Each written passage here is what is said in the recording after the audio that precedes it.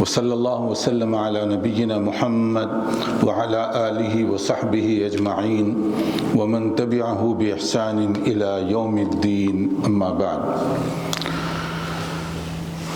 محترم علماء کرام، معزز بھائیوں اور بہنوں، اس وقت ہم ربیع الاول کے مہینے میں ہیں۔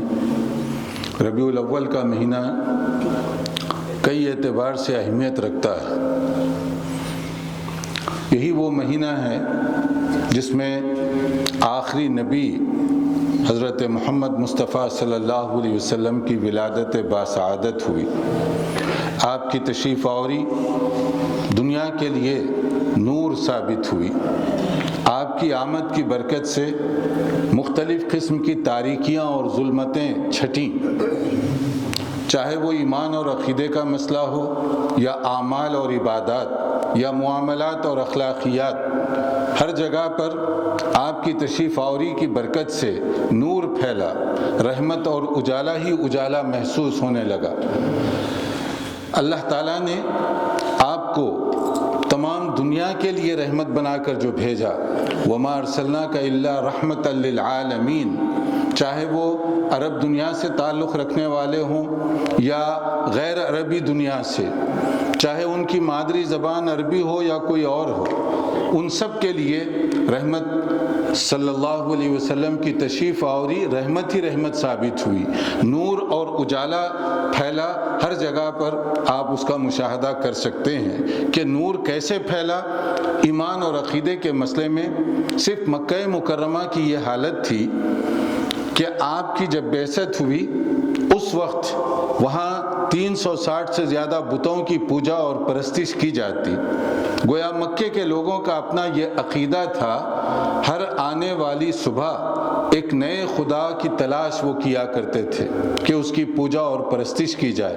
یہ ان کے ایمان اور عقیدے کا مسئلہ تھا، اور اسی طرح سے ان کے اپنے اعمال، معاملات، وہاں پر ایک اصول تھا جس کو ہم کہتے ہیں مائٹ از رائٹ، کہ جس کی طاقت ہے سب کچھ اسی کا ہے، اور اسی کی بنیاد پر قبیلوں کی جنگ، مختلف قسم کی برادریوں کی لڑائیاں اسی بنیاد پر وہاں پر ہوا کرتی تھیں، اور انسانوں کے ساتھ انہوں نے اس طرح سے تقسیم در تقسیم کی ہوئی تھی کہ اسی بنیاد پر کہ کون کس قبیلے اور کس بیک گراؤنڈ سے اس کا تعلق ہے، کسی کے شرف اور اعزاز کے لیے وہی دیکھا جاتا۔ یہ نہیں کہ وہ اخلاق میں، سیرت میں، کردار میں کس طرح کا ہے، وہ نہیں، بلکہ یہ دیکھا جاتا کہ اس کی برادری کون سی ہے، اس کا خاندان اور رشتہ کون سا ہے۔ عورت کا حق وہاں پر کچھ اس طرح سے تھا کہ ہم اگر عرف عام میں کہیں تو جانوروں کے جو حقوق ہوتے ہیں اس سے بھی زیادہ گئی گزری حالت عورتوں کی تھی۔ بعض قبیلوں کے اندر کچھ ایسا رسم و رواج تھا کہ وہ لوگ زندہ جو بچی پیدا ہوتی تو اس کے سامنے دو آپشن ہوتے قرآن مجید کے مطابق، وَإِذَا بُشِّرَ أَحَدُهُم بِالْأُنثىٰ ظَلَّ وَجْهُهُ مُسْوَدًّا وَهُوَ كَظِيمٌ يَتَوَارَىٰ مِنَ الْقَوْمِ مِنْ سُوءِ مَا بُشِّرَ بِهِ أَيُمْسِكُهُ عَلَىٰ هُونٍ أَمْ يَدُسُّهُ فِي التُّرَابِ أَلَا سَاءَ مَا يَحْكُمُونَ۔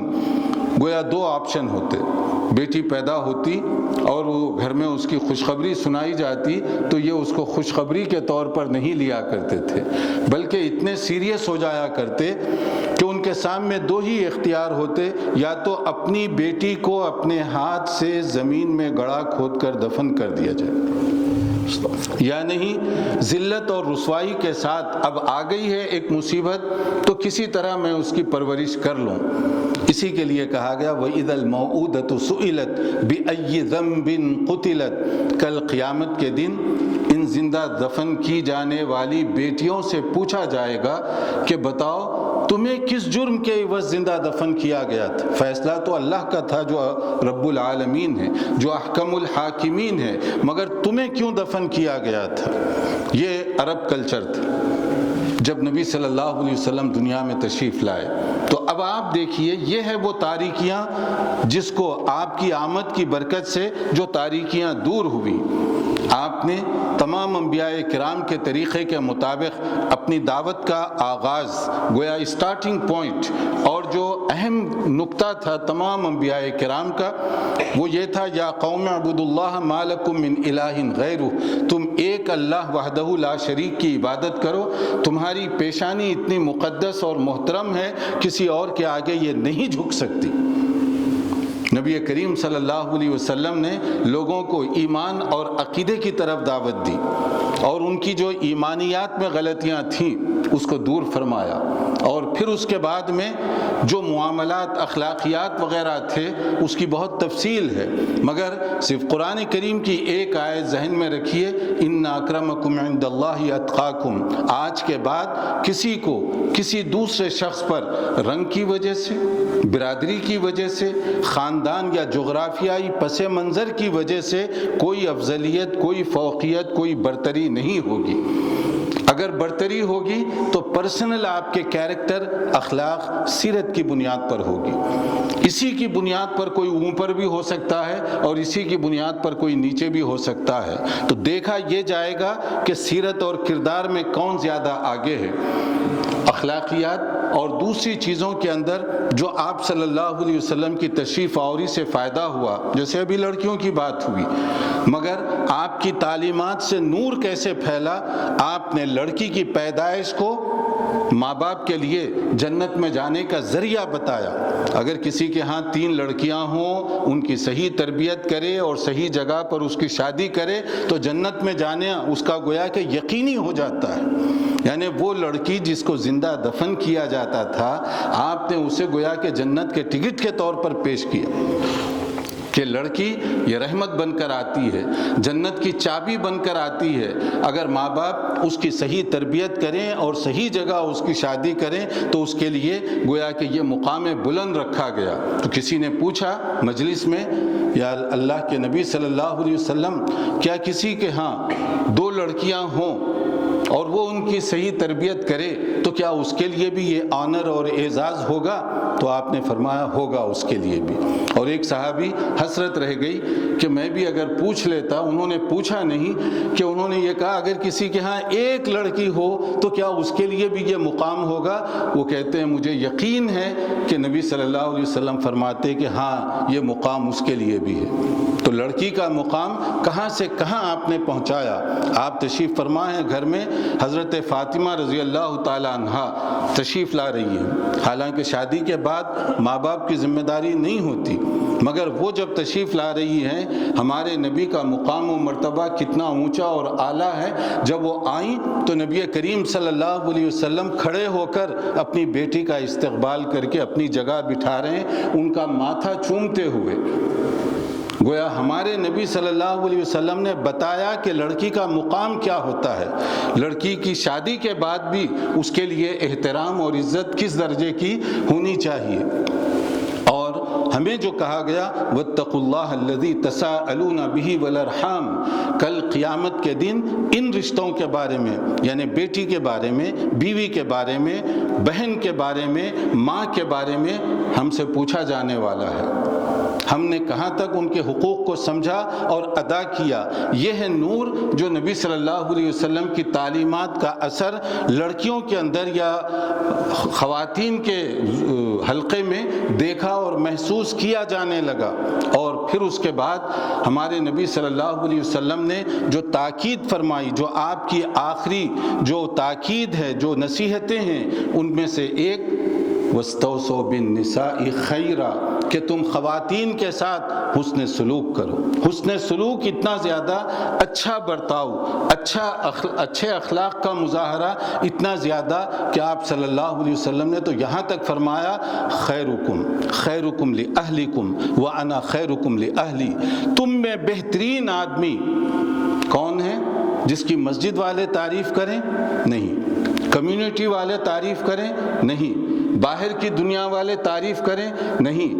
رسول اللہ صلی اللہ علیہ وسلم نے فرمایا تم میں بہترین آدمی وہ ہے جس کے اخلاق اور سیرت کی گواہی اس کی اپنی بیوی کی طرف سے ملنی چاہیے۔ باقی ساری گواہیاں دوسرے درجے میں رکھی جائیں گی۔ پہلی شہادت خود اپنی بیوی کی طرف سے ملنی چاہیے، کہاں وہ لڑکی جس کو زندہ دفن کیا جاتا تھا، اور کہاں اس کا یہ مقام کہ اس کی شہادت کے بغیر باہر والے میری چاہے جتنی ہی تعریف کر لیں وہ تعریف قابل قبول نہیں ہو سکتی، اور اس وقت تک قابل قبول نہیں ہو سکتی جب تک کہ شہادت خود بیوی کی طرف سے نہ ملے۔ تو اب آپ سوچئے کہ اسلام نے کہاں سے اس کے رتبے کو بلند کیا اور کہاں پہنچایا۔ اسی طرح معاملات، کاروبار اور لین دین، تو وہاں پر جو انداز اور کلچر تھا اس دنیا میں، اس کو نبی کریم صلی اللہ علیہ وسلم نے کس طریقے سے تبدیل فرمایا۔ یہ ہے اصل میں نور، یہ ہے اصل میں آپ کی آمد کی برکت جو ہر انسانی گوشے میں محسوس کی گئی۔ اب اس کے بعد کیا ہوا؟ صحابہ کرام، اللہ تعالیٰ نے جو انہیں غیر معمولی کامیابی اور فتوحات سے نوازا، یہ کس لیے تھا کہ انہوں نے نبی صلی اللہ علیہ وسلم پر ایمان لانے کے بعد اسی درجے کی محبت کا عملی طور پر مظاہرہ کیا، یعنی ان کی عملی جو زندگیاں، پریکٹیکل جو لائف ہے، وہ نبی کریم صلی اللہ علیہ وسلم کی تعلیمات کی عملی شکل تھی۔ اسی لیے اللہ تعالیٰ نے وہ برکتوں سے نوازا، کیونکہ جو اللہ نے فرمایا قُلْ إِن كُنْتُمْ تُحِبُّونَ اللَّهَ فَاتَّبِعُونِي، اس لفظ پر آپ ذرا غور کیجئے، فَاتَّبِعُونِی، کہ اللہ تعالیٰ سے ہم سب کو محبت کا دعویٰ ہے، لیکن اس کا عملی ثبوت چاہیے، پروف، ایویڈنس چاہیے، اور وہ ثبوت کیا ہوتا ہے؟ اتباع۔ اتباع کہتے ہیں کسی کے نقش قدم پر چلنا، کسی کو فالو کرنا، کسی کی بات پر عمل کرنا، یہ ہمیں حکم دیا گیا۔ اور یہ نبی صلی اللہ علیہ وسلم کی گویا اتباع ہمارے لیے کوئی اختیار نہیں، آپشنل، کہ چاہیں تو آپ چلیں اور نہ چاہیں تو نہ چلیں، بلکہ ہم سب کے لیے ضروری ہے کہ نبی صلی اللہ علیہ وسلم کے طریقے کو اپنائیں۔ وَمَا آتَاكُمُ الرَّسُولُ فَخُذُوهُ وَمَا نَهَاكُمْ عَنْهُ فَانْتَهُوا، جو کچھ واٹ ایور نبی صلی اللہ علیہ وسلم سے تمہیں ملے ایز اٹ از اس کو قبول کرو، اور جن چیزوں سے منع کیا گیا اس سے تم باز آ جاؤ۔ یہ قرآن کریم کا حکم ہے، ورنہ میرا عمل، میری عبادت اس وقت تک قابل قبول نہیں ہو سکتی جب تک وہ رسول اکرم صلی اللہ علیہ وسلم کی تعلیمات کے مطابق نہ ہو۔ جیسے کہ فرمایا گیا، اس آیت کو خاص طور پر ذہن میں رکھیے، سورہ محمد کی آیت 33، یا ایھا الذین آمنوا اطیعوا اللہ واطیعوا الرسول ولا تبطلوا اعمالکم، کہ ایمان والو تم اللہ کی اطاعت کرو، اللہ کے رسول صلی اللہ علیہ وسلم کی اطاعت کرو، اپنے اعمال کو ضائع نہ کرو، یعنی باطل برباد نہ کرو، نل اینڈ وائٹ سمجھا جائے گا وہ عمل، وہ پریکٹس جو رسول اللہ صلی اللہ علیہ وسلم کے فرمان اور آپ کی سنت کے مطابق نہ ہو۔ صرف نیت کی وجہ سے کام قابل قبول نہیں ہوگا جب تک کہ وہ ایکشن بھی رسول اللہ صلی اللہ علیہ وسلم کی تعلیمات کے مطابق نہ ہو۔ ان ہدایات کی روشنی میں دیکھیے کہ صحابہ کرام نے کیا کیا، کیوں ان کو اتنی غیر معمولی کامیابی ہوئی کہ نبی صلی اللہ علیہ وسلم کو نبوت کی جو پوری جو زندگی ملی وہ صرف 23 سال کی تھی، اور 13 سال مکہ مکرمہ میں اور 10 سال مدینہ منورہ میں بطور نبی کے آپ جو رہے۔ 23 سالہ عرصے میں اسلام کہاں سے شروع ہوا اور کہاں تک پھیلتا چلا گیا۔ پھر اس کے بعد میں حضرت عمر رضی اللہ عنہ کے زمانے میں تو حدود اسلامی، ریاست اسلامی اتنا وسیع و عریض حصے تک وہ پھیل چکی تھی کہ وہاں تک جانا مشکل ہو رہا تھا۔ کیوں یہ کامیابی ملی؟ کس طرح سے یہ کامیابی ملی؟ یہ کامیابی ملی اس بنیاد پر کہ صحابہ کرام نے نبی کو اپنے لیے اسوہ بنایا، آپ کے فرامین پریکٹیکل زندگی میں انہوں نے اس کو امپلیمنٹ کیا۔ اللہ تعالیٰ نے یہ برکت عطا فرمائی کہ دور دور تک اسلامی ریاست پھیلتی چلی گئی۔ اور صحابہ کا انداز کیا تھا؟ کیونکہ نبی جن کو اسوہ بنا کر بھیجا گیا، اسوہ، نمونہ، ماڈل کس کو بنایا گیا؟ لقد کان لکم فی رسول اللہ اسوۃ حسنہ لمن کان یرجو اللہ والیوم الآخر وذکر اللہ کثیرا۔ تمہارے لیے نمونہ، ایگزامپل، ماڈل ہے کون؟ رسول اللہ صلی اللہ علیہ وسلم۔ کیا مطلب اس کا؟ ایگزامپل کا مطلب کیا ہوتا ہے؟ نمونے کا مطلب کیا ہے؟ میری کوئی عبادت اس وقت تک قابل قبول نہیں ہو سکتی جب تک کہ وہ رسول اللہ صلی اللہ علیہ وسلم کے حکم اور آپ کی تعلیمات کے مطابق نہ ہو۔ مثلا میں وضو کرنے کے لیے جاؤں، ایک بالٹی پانی میں اپنے اوپر ڈال لوں تو کیا وہ وضو ہوگا؟ نہیں ہوگا، اس لیے کہ وضو عبادت، اور عبادت میں اپنی مرضی سے نہیں کر سکتا۔ عبادت کے لیے ضروری ہے کہ سنت میرے سامنے ہو، کیونکہ نبی صلی اللہ علیہ وسلم نمونہ ہیں، تو مجھے سیکھنا پڑے گا، معلوم کرنا پڑے گا کہ رسول اللہ صلی اللہ علیہ وسلم کے وضو کا طریقہ کیا تھا اور آپ نے کیا طریقہ بتایا۔ اسی وقت اگر میں چاہے ایک جگ پانی استعمال کروں سنت کے مطابق، وہ وضو ہو جائے گا، لیکن اگر سنت کو چھوڑ دوں، پوری بالٹی بھی میں استعمال کروں گا تو وہ وضو نہیں کہلائے گا۔ اور اسی طرح سے نماز کے لیے میں جب آؤں تو وہی چیز میرے سامنے ہونی چاہیے، اور جب مسجد کے بعد گھر میں چلا جاؤں تو کیا وہ سنت سے رشتہ ختم ہو جائے میرا؟ یہ وہ فیلئر ہے جس میں بہت سارے لوگ مبتلا ہوئے۔ وہ اس طرح کہ مسجد میں آپ نے دیکھا ہوگا عام طور پر لوگ گفتگو کرتے ہیں، بہت سارے لوگ گفتگو کرتے ہیں، مغرب کے بعد کتنی رکعت سنت ہے بولتے ہیں نا، یا ظہر کے بعد سنت کتنی پڑھنی چاہیے، فجر سے پہلے کتنی رکعت سنت پڑھنی چاہیے۔ بہت اچھا جذبہ ہے، قابل قدر ہے کہ نماز کے مسئلے میں ہم سنت معلوم کر رہے ہیں، لیکن وہی آدمی جو مسجد میں اتنی قوت کے ساتھ بات کر رہا تھا کہ سنت کے مطابق کتنی رکعت مغرب کے بعد ادا کرنی چاہیے، جب وہ گھر میں چلا جاتا ہے کیا وہ سوال کرتا ہے کہ سنت کے مطابق بطور شوہر کے مجھے گھر میں کیسے زندگی گزارنی ہے؟ کیا وہ یہ پوچھتا ہے کہ سنت کے مطابق میرے بچوں کے ساتھ میرا سلوک کیسے ہونا چاہیے؟ اسی طرح کیا مسلم خاتون کبھی یہ سوال کرتی ہے کہ سنت کے مطابق ایک مسلم خاتون کی ذمہ داری کیا ہے اپنے شوہر کے بارے میں؟ یا والدین بچوں کے سلسلے میں اور اولاد والدین کے سلسلے میں یہ بات کرتی ہے کہ سنت کے مطابق مجھے ماں باپ کے ساتھ کیسے معاملہ اور برتاؤ کرنا چاہیے؟ یا والدین کبھی یہ گفتگو کرتے ہیں کہ سنت کے مطابق بچوں کے ساتھ کس طرح سے سلوک کرنا چاہیے؟ یا رشتہ داروں کے ساتھ سنت مجھے کیا سبق دے رہی ہے کہ رشتہ داروں کے ساتھ صلہ رحمی کا معاملہ کیسے ہونا چاہیے؟ ویسے محبت تو ہر ایک دعویٰ کر رہا ہے کہ رسول اللہ صلی اللہ علیہ وسلم سے مجھے محبت ہے، لیکن یہ محبت کیسی محبت ہے کہ مسجد میں جو آدمی اتنی قوت کے ساتھ گفتگو کرتا ہے، گھر جاتا ہے، خاندانی مسائل ہیں، بیوی بچوں سے تعلقات، وہاں پر وہ سنت کیوں نہیں یاد کرتا؟ یا اسی طرح ایک آدمی مسجد سے فارغ ہو کر اپنی دکان پر چلا جاتا ہے کاروبار کے لیے، بزنس کے لیے یا کمانے کے لیے۔ کتنے لوگوں کو آپ نے کہتے ہوئے سنا ہوگا کہ سنت کے مطابق کاروبار کیسے کرنا چاہیے؟ ایک تاجر کے لیے مسنون طریقہ کیا ہے؟ دولت کمانے کا ہمیں کیا طریقہ بتایا گیا اور کن راہوں سے ہمیں روک دیا گیا؟ کیا یہ حقیقت نہیں ہے؟ ہم سب کئی ایسے مسائل ہیں کمائی کے بارے میں جانتے ہیں کہ یہ خلاف سنت ہے، ہمارا علم ہے کہ یہ حرام ذریعہ ہے، ہمیں یہ معلوم ہے کہ یہ چیز درست نہیں ہے، مگر اس کے باوجود ہم کماتے وقت سنت اور حکم رسول صلی اللہ علیہ وسلم کی پامالی اور خلاف ورزی کرتے ہیں یا نہیں کرتے؟ بہت سے لوگوں کو معلوم ہے کہ اس طرح سے دولت کمانا حرام ہے، ناجائز ہے۔ میں برٹش لا نہیں کہہ رہا ہوں، نبی صلی اللہ علیہ وسلم کی سنت کی خلاف ورزی، مگر اس کے باوجود کس دیدہ دلیری کے ساتھ کمانے والا بھی کماتا ہے۔ میرا مقصد تو دولت کمانا ہے، چاہے کسی بھی طرح سے ہو، ذریعہ آمدنی مت دیکھو، یہ دیکھو کہ دولت آتی کیسے ہے، اور ماں باپ بھی اس کو قبول کر رہے ہیں یہ جانتے ہوئے کہ ہمارے بچے کہاں سے کما رہے ہیں، کہاں سے لا رہے ہیں پیسہ، مگر اس کے باوجود وہ کہتے ہیں جس طرح سے بھی آئے لے لو۔ اگر یہ ہمارا نمونہ ہوا تو پھر محبت رسول کہاں ہوئی؟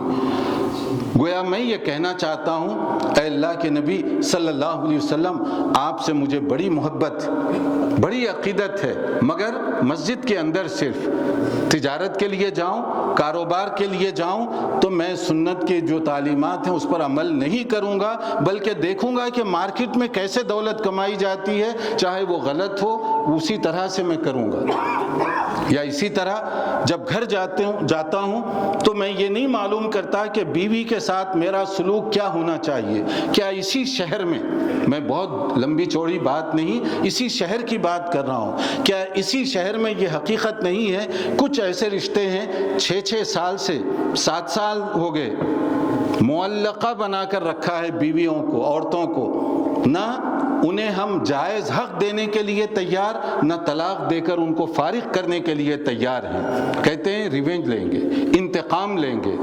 تو قرآن کیا کہہ رہا ہے اور ہمارا کردار کیا کہہ رہا ہے؟ اور بیٹی کی پیدائش، کتنے لوگوں کو آپ نے بھی سنا ہوگا کہ بیٹے کی پیدائش لڈو تقسیم کرتے ہیں، اور بیٹی کی پیدائش بہت سی خواتین کہتی ہیں اللہ کی مرضی، یعنی بیٹے کی پیدائش آپ کی مرضی، اور بیٹی کی پیدائش اگر ہو گئی اللہ کی مرضی، اب کیا کرتے ہیں؟ تو زمانے جاہلیت کا جو تصور تھا جس کو ہم کہتے ہیں ڈارک ایجز، اندھیرا جاہلیت کا، وہ ہمارے دوران اس وقت بھی موجود ہے یا نہیں ہے؟ کتنے ایسے مسلمان گھرانے ہیں جو لڑکی کی پیدائش پر خوشی کا اظہار کرتے ہیں، الا ماشاءاللہ، ورنہ عام طور پر لوگ افسوس کا اظہار کرتے ہیں لڑکی کی پیدائش کے موقع پر۔ وہ نبی صلی اللہ علیہ وسلم نے جنہوں نے نئی نویلی دلہن وہ آئی تھی ایک شادی کی کمپلین لے کر، اگر بہت سے ہمارے معززین اس کو سمجھیں، اس واقعے کو جو صحیح حدیث کے ساتھ مروی ہے کہ رسول اکرم صلی اللہ علیہ وسلم، اور اصل اس کی صحیح بخاری کے اندر ہے کہ نبی کریم صلی اللہ علیہ وسلم کی خدمت میں ایک نئی دلہن وہ شکایت لے کر آئی۔ کیا شکایت تھی؟ آج کی اصطلاح میں وہ فورس میرج کا کیس تھا، زبردستی کی شادی۔ تو نبی صلی اللہ علیہ وسلم کے سامنے اس نے کہا کہ میری شادی میرے باپ نے ایسی جگہ کی ہے جو میں پسند نہیں کرتی، تو آپ نے ڈانٹ کر اس کو بھیج دیا واپس کہ اب جہاں بھی کر دی گئی اس کے ساتھ گزارا تم کر لو؟ نہیں، آپ کو اللہ نے رحمت للعالمین بنا کر بھیجا۔ اسی لیے وہ دلہن اپنے ماں باپ کے پاس نہیں بلکہ نبی کریم کی بارگاہ میں حاضر ہوئی تھی، کیونکہ وہ جانتی تھی کہ مجھے انصاف یہاں سے مل سکتا ہے۔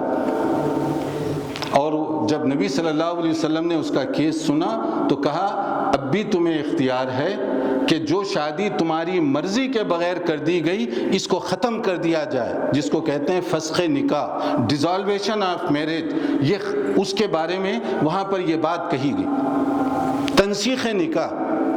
اس کے بعد اس نے کہا کہ اب تو میں گزارا اس کے ساتھ کر لوں گی کیونکہ باپ نے کر دی ہے شادی، مگر میں چاہتی تھی ایک ایسا قانون بن جائے میرے بعد کوئی بیٹی پر اس طرح کی ظلم اور زیادتی نہ کر سکے۔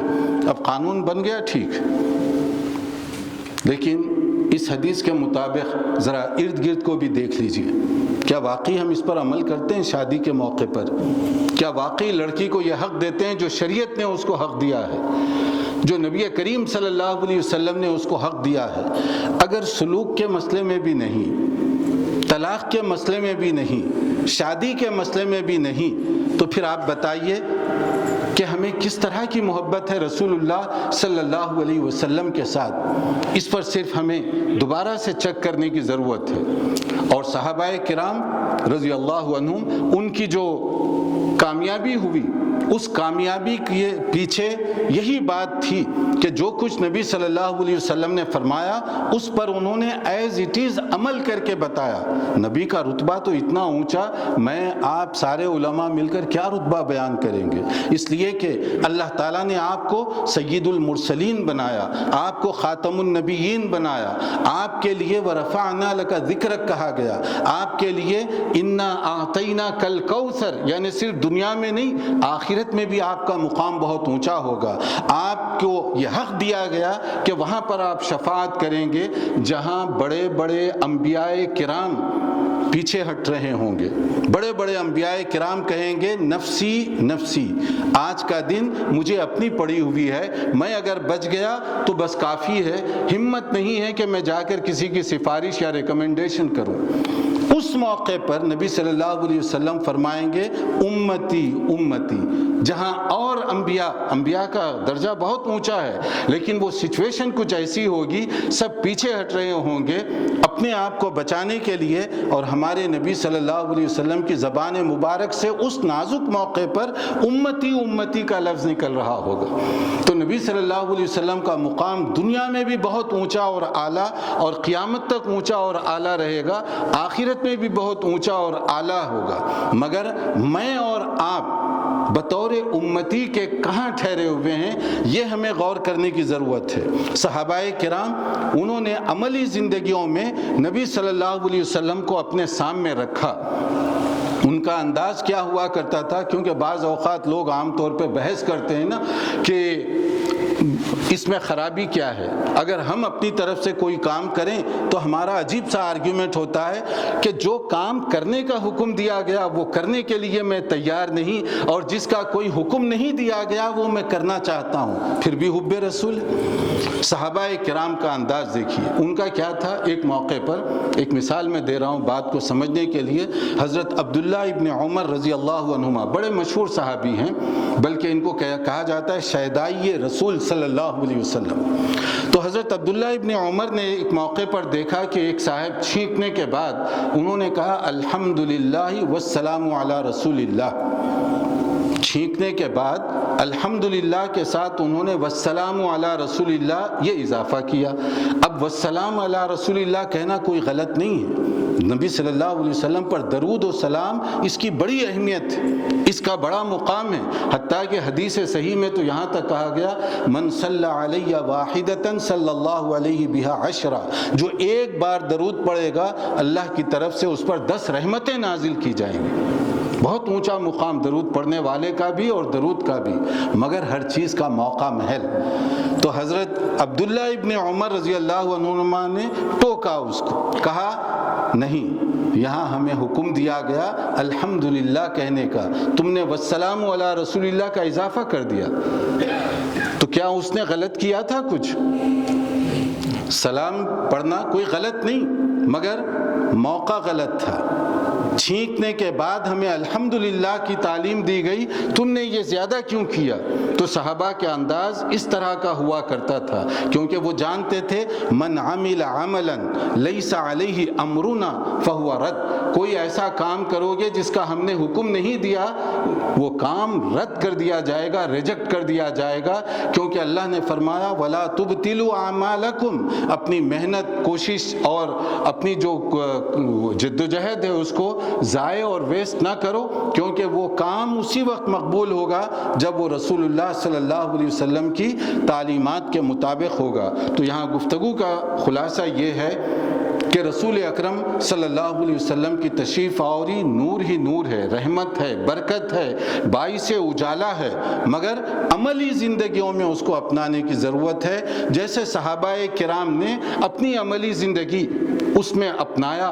یعنی صبح کیسے اٹھیں ہم بستر سے، اس وقت سے لے کر رات بستر پر جانے تک نبی صلی اللہ علیہ وسلم کی تعلیمات میرے ساتھ ساتھ چلے۔ مسجد میں جیسے بحث کی جاتی ہے سنت کے مسئلے پر، گھر میں بھی ویسے ہی بحث کریں، تجارت میں بھی ویسے ہی بحث کریں، اور دیگر جو چیزیں ہیں زندگی سے تعلق رکھنے والے شعبے وہاں پر بھی ایسے ہی گفتگو کریں کہ کیا میں سنت کے مطابق کما رہا ہوں، کیا میرا سلوک بیوی کے ساتھ سنت کے مطابق ہے، کیا والدین یا اولاد کے ساتھ میرے معاملات سنت کے مطابق چل رہے ہیں۔ اگر کہیں کوئی کمزوری ہے تو اس کو دور کرنے کی ضرورت ہے، ورنہ ہم صرف زبان سے سنت کی بات تو کریں گے، مگر جب تک عملی طور پر وہ سنت کی مہک محسوس نہ کی جائے اس وقت تک ہمیں کامیابی نہیں مل سکتی۔ میں دعا گو ہوں کہ اللہ تعالی ہمیں قرآن و سنت کی تعلیمات کو سمجھنے اور اس کے مطابق عمل کرنے کی توفیق عطا فرمائے۔